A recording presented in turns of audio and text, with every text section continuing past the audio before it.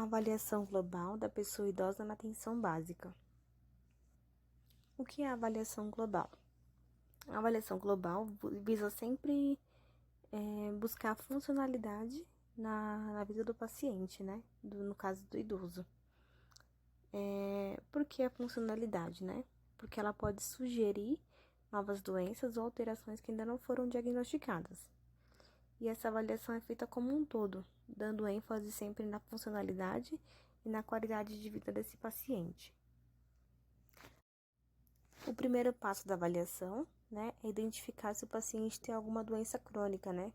Que seriam doenças cardiovasculares, como hipertensão, né, diabetes, algum déficit sensorial, doenças osteoarticulares ou então déficits cognitivos. E o que é necessário investigar?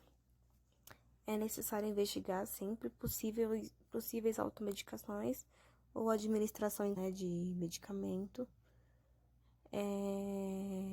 questionar sobre todos os sistemas, né, e incluir mudanças no estado funcional desse paciente no último ano. Alterações no peso, fadiga, mal-estar, quedas, transtornos do sono, alterações cardiovasculares, alterações miccionais ou intestinais, alterações musculoesqueléticas, dor ou problemas sexuais. E também a circulação periférica, é importante sempre avaliar para ver se tem risco de trombose, né? Ou então um marcador aterosclerose. São alimentação e nutrição, sempre é realizada a antropometria, né? Que é a medida da circunferência, peso e a altura desse paciente, né? E também é indicado sempre fazer o cálculo do IMC desse paciente. Lembrando que a nota de corte, né, é diferente da dos adultos. E essa nota está relacionada ao declínio de altura, né, que geralmente os idosos acabam diminuindo, né, e diminuição de peso, alterações ósseas, mudança na quantidade e distribuição de gordura e redução da massa muscular. Acuidade visual, né? Cerca de 90% dos idosos necessitam do uso de lentes oculares corretivas para enxergar adequadamente. Então, é sempre importante perguntar para o idoso se ele sente dificuldade para ler, se assistir televisão, para dirigir ou executar qualquer atividade de vida cotidiana, né? Aqueles que responderem afirmativamente devem ser avaliados com o uso do cartão de Geiger. Acuidade auditiva, cerca de 1/3 da população idosa refere a algum grau de declínio na audição, né? Que seria a perda de capacidade de diferenciar sons de alta frequência. E muitos idosos não percebem isso, né? Ao longo do tempo eles acabam acostumando e eles não percebem e por isso não referem, né? Que estão ouvindo menos ou estão ouvindo mais baixo. E é indicado realizar o teste do sussurro com esses pacientes. A incontinência urinária, né, é um grande problema na terceira idade, né, porque cerca de 30% dos idosos costumam apresentar, né, a incontinência urinária e nem sempre referem na avaliação porque eles têm vergonha ou então porque eles acham que isso é normal para a idade, né. Então, é sempre importante perguntar para o idoso se ele perdeu urina recente ou se ele se sentiu molhado. E se a resposta for afirmativa, é indicado investigar possíveis causas. Em relação à sexualidade, alguns estudos mostram que 74% dos homens e 56% das mulheres casadas mantêm a vida sexual ativa a partir dos 60 anos. E alguns problemas sexuais podem estar relacionados a artrite, diabetes, fadiga. Alguns homens têm medo de infarto, efeitos colaterais de fármacos, né? Ou então o álcool, né? Também é um aliado aí para ter problema sexual. Também é indicado, bem importante fazer a avaliação da vacinação desse paciente. né? Anualmente, né, os idosos recebem uma dose anual da vacinação contra a influenza durante o outono, né? Então, é sempre bom verificar se o idoso tomou as vacinações certinho anual. E também são indicadas vacinas antipneumocócica, né? Uma dose durante a vida. E a vacina dupla adulto, que é uma dose a cada 10 anos. Também pode ser reforçada a cada 5 anos. É importante também fazer a avaliação cognitiva desse paciente, né? Que auxilia na identificação de alterações na saúde mental dos idosos. A perda de memória recente e a habilidade de cálculo são indicadores para a redução dessas funções. Então, sugere-se um teste, né, para essa avaliação.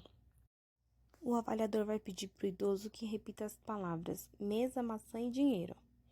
E após 3 minutos, ele vai solicitar que o idoso fale novamente as mesmas palavras. Se ele for incapaz de repetir, é indicado uma investigação mais profunda, né? E também é utilizada a escala MEN para avaliar o estado cognitivo mais aprofundado. Depressão. No Brasil, a prevalência entre as pessoas idosas com depressão varia de 4,7% a 36,8% dos idosos. Mas essa prevalência, né, varia de escala para escala. Geralmente as mulheres são mais afetadas que os homens, né? E essa proporção é de 2:1. E quanto mais grave o quadro do idoso, pior é o prognóstico e a qualidade de vida dele. As alterações de mobilidade estão relacionadas às disfunções motoras, que seria a sensopercepção, equilíbrio, o déficit cognitivo e a diminuição de ADM. Em plano dessa perda de mobilidade, em relação à instabilidade postural, alteração da marcha, né? Isso vai aumentar os riscos de queda. E esse idoso busca andar com os passos mais curtos e mais lentos e a tendência é arrastar os pés, né? Então, a amplitude de movimento dos braços também diminui, tentando ficar mais próximo do corpo, e a base de sustentação se amplia e o centro de gravidade do corpo tende a se adiantar, em busca de um maior equilíbrio. As quedas são grandes problemas para os idosos, né? O profissional deve registrar a frequência e a ocorrência das quedas, porque esses dados identificam a situação de risco do idoso. E é sempre importante questionar sobre o ambiente residencial desse paciente. Se há presença de escadas, ausência de corrimões, iluminação ruim e tapetes soltos. Por último, é realizada a avaliação funcional, que avalia se o idoso é capaz ou não de executar as atividades de vida diária para cuidar de si mesmo. Caso ele não seja capaz, é necessário avaliar se a ajuda é parcial ou total, né? Então, essa avaliação é feita pelas atividades de vida diária ou então se ele é capaz de realizar as atividades instrumentais de vida diária.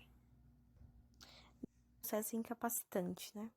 Que é um fator de risco que leva a uma doença, em seguida leva a um déficit, que leva a uma limitação funcional do paciente e, por último, a incapacidade dele de realizar as atividades de vida diária, o que leva a modificações do ambiente físico e mudanças no comportamento ou estilo de vida, que seriam adaptações às atividades e a presença de suporte extra, que seria alguma pessoa ou equipamento especial, visando reduzir as dificuldades desse paciente de vida diária.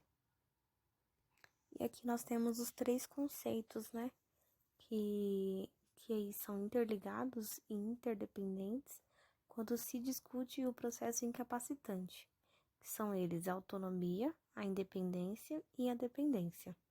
A autonomia, ela é o autogoverno que a pessoa tem sobre si e ela pode se expressar com liberdade para agir e tomar suas decisões.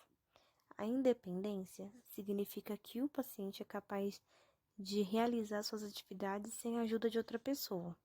E a dependência significa que ele não é capaz de realizar as atividades cotidianas sem a ajuda de outra pessoa. Muitas dessas pessoas acabam mantendo sua autonomia, né, que seria a capacidade de decisão, embora elas sejam dependentes, né? Por exemplo,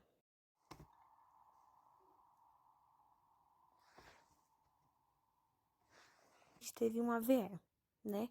Então ele apresenta limitações na mobilidade e requer auxílio para tomar banho. Então ele é dependente de uma outra pessoa, mas ele pode ser perfeitamente capaz de decidir o horário que ele vai tomar banho e a roupa que ele vai preferir se vestir. Então, a capacidade de tomar decisões, né, e a de autogoverno podem ser comprometidas por doenças físicas e mentais ou por ter restrições econômicas e educacionais. Então, frente a isso, a avaliação da rede de suporte social e da funcionalidade familiar torna-se essencial para o planejamento assistencial da pessoa idosa. E por hoje é só. Obrigada. Avaliação global da pessoa idosa na atenção básica.